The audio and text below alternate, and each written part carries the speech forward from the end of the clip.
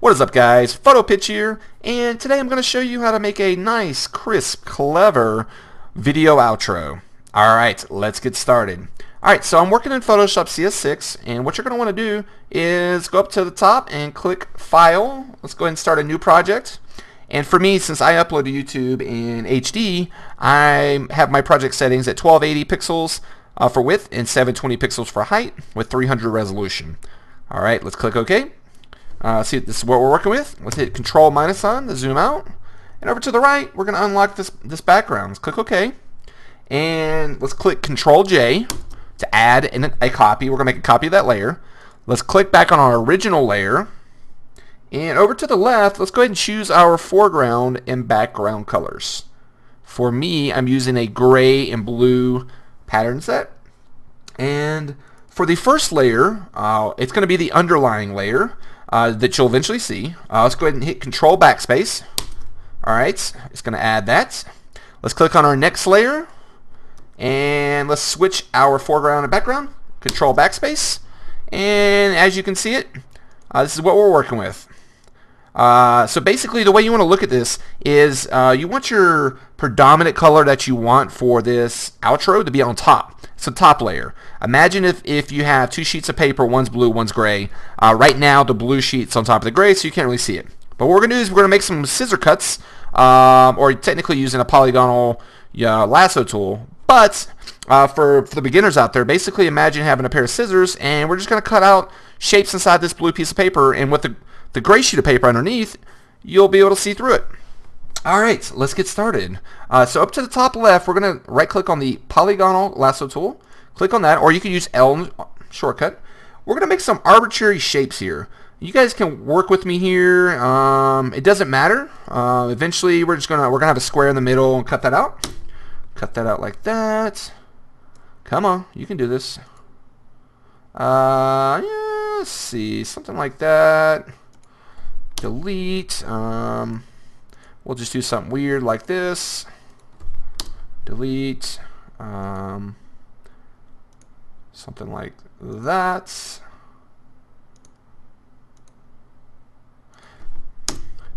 And you guys can play with this and see what you come up with. I'm not really that good with this. The one I'm actually using right now actually turned out pretty well, but I can't say that every time I do this, it's always a crapshoot.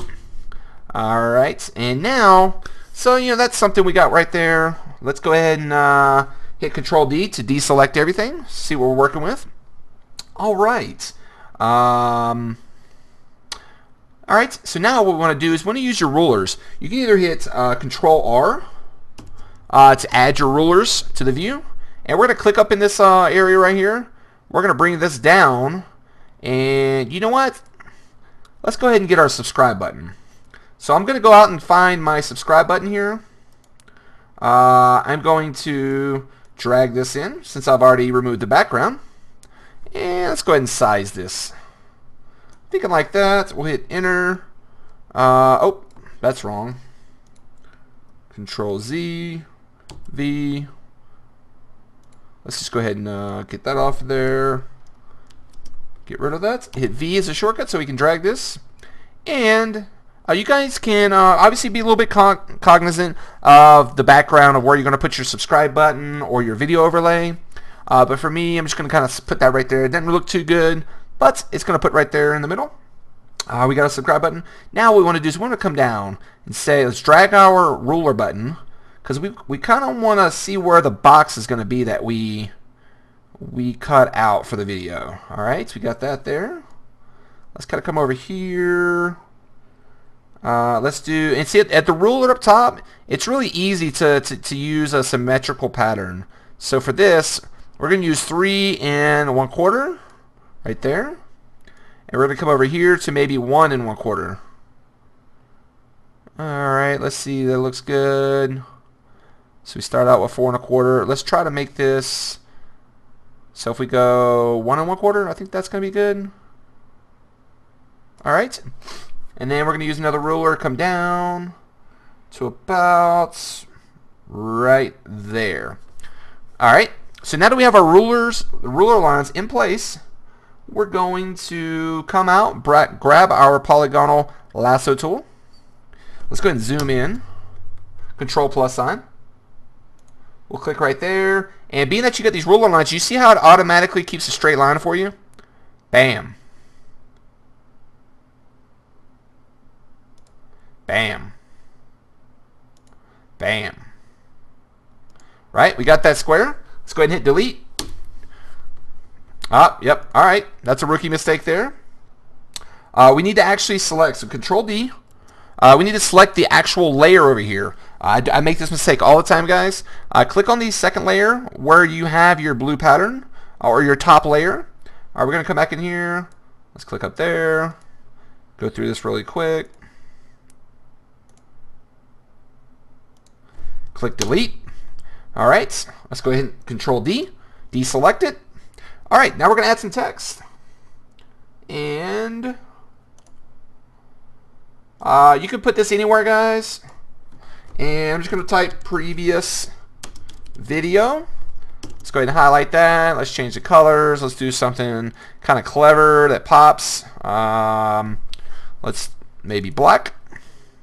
All right, we'll do black, and then what we'll do is we'll come in, we'll click function at the very bottom right, blending options, and bevel, emboss, contour, and stroke. Stroke, we're going to go in and change the color. Let's change that to orange. Okay.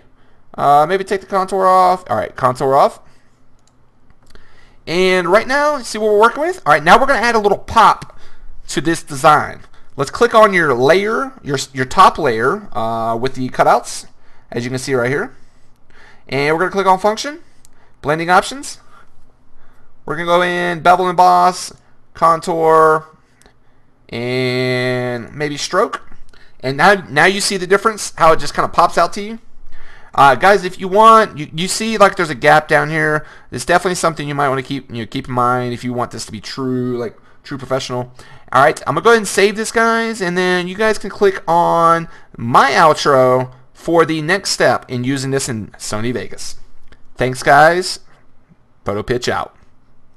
How to make a video outro. I'm going to show you now how to take that nice canvas platform and bring that into your Sony Vegas and have your